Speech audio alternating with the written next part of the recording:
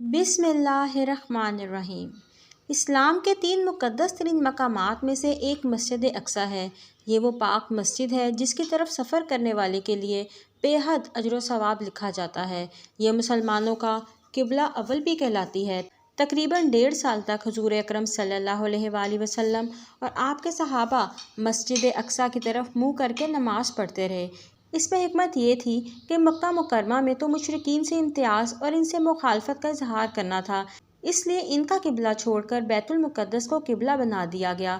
پھر ہجرت کے بعد مدینہ طیبہ میں یہود و نصارہ سے امتیاز اور ان کی مخالفت کا اظہار مقصود ہوا تو ان کا قبلہ بدل کر بیت اللہ کو قبلہ بنا دیا گیا۔ مسجد اقصیٰ کی تاریخ بہت دلچسپ و عجیب ہے۔ اس کی تعمیر ناقابل یقین واقعات سے بھری پڑی ہے۔ معراج النبی میں حضور اکرم صلی اللہ علیہ وآلہ وسلم نے مسجد اقصیٰ ہی میں تمام انبیاء کی امت کروائی، جو اس بات کی دلیل ہے کہ اس مسجد کا اسلام سے گہرا تعلق ہے۔ مختصر بات یہ ہے کہ مسجد اقصیٰ مسلمانوں، عیسائیوں، یہودیوں تینوں مذاہب میں سے ایک مقدس مقام کا درجہ رکھتی ہے۔ یروشلم کو پیغمبروں کا مسکن بھی کہا جاتا ہے۔ وہاں بہت سے پیغمبر مبعوث فرمائے گئے۔ بیت المقدس کو مختلف قوموں نے اپنے اپنے عقیدے کے اعتبار سے مختلف ناموں سے نوازا۔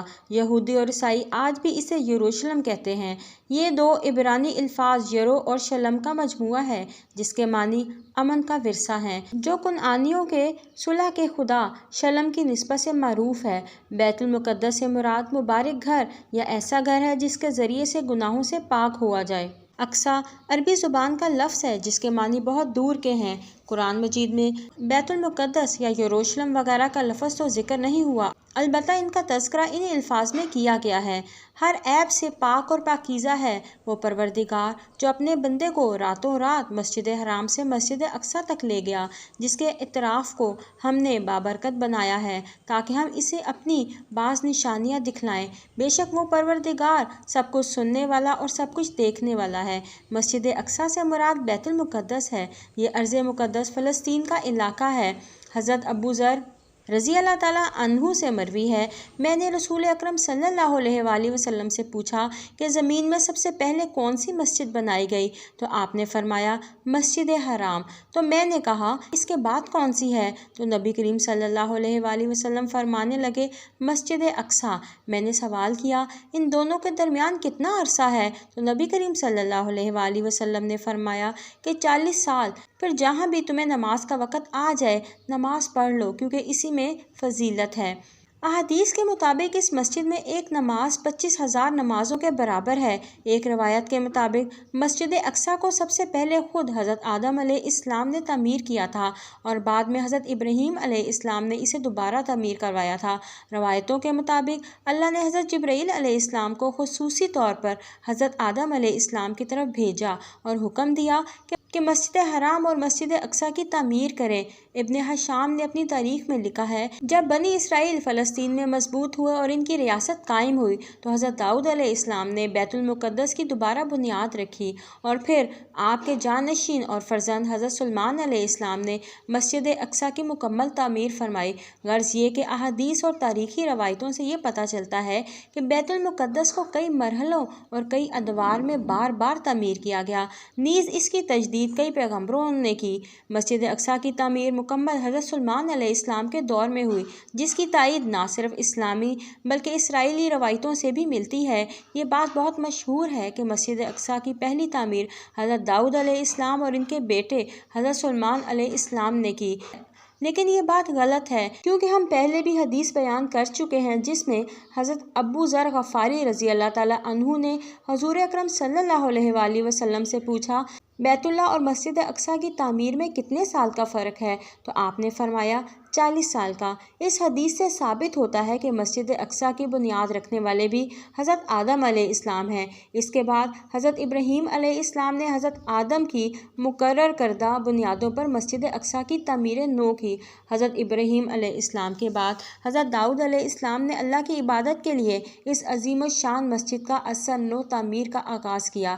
اسی تعمیر کو ہیکل سلیمانی کہا جاتا ہے، جسے حضرت سلیمان علیہ السلام نے اپنے والد کی وصیت کے مطابق نہایت اہتمام اور شان سے مکمل کروایا، یہاں تک کہ اس کی تعمیر میں جنات سے بھی خدمت لی گئی۔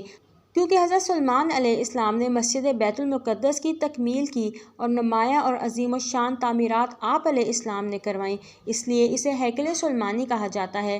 معلوم ہوا کہ ہیکل سلیمانی سے مراد وہی مسجد بیت المقدس ہے جس کی تعمیر کا ذکر قرآن مجید میں بھی کیا گیا اور جو آج تک موجود ہے۔ یہاں سے رسول اللہ صلی اللہ علیہ وآلہ وسلم کو معراج کے موقع پر آسمانوں کے سفر کے لیے لے جایا گیا۔ اس کے علاوہ مزید کوئی خاص وجہ کی تعمیر مراد نہیں ہے۔ حضرت سلیمان علیہ السلام نے اس کی تکمیل فرمائی۔ جب حضرت سلیمان علیہ السلام مسجد اقصیٰ کی تعمیر فرما رہے تھے تو ابھی اس میں کچھ کام تعمیر کا باقی تھا اور یہ تعمیر کا کام جنات کے سپرد تھا۔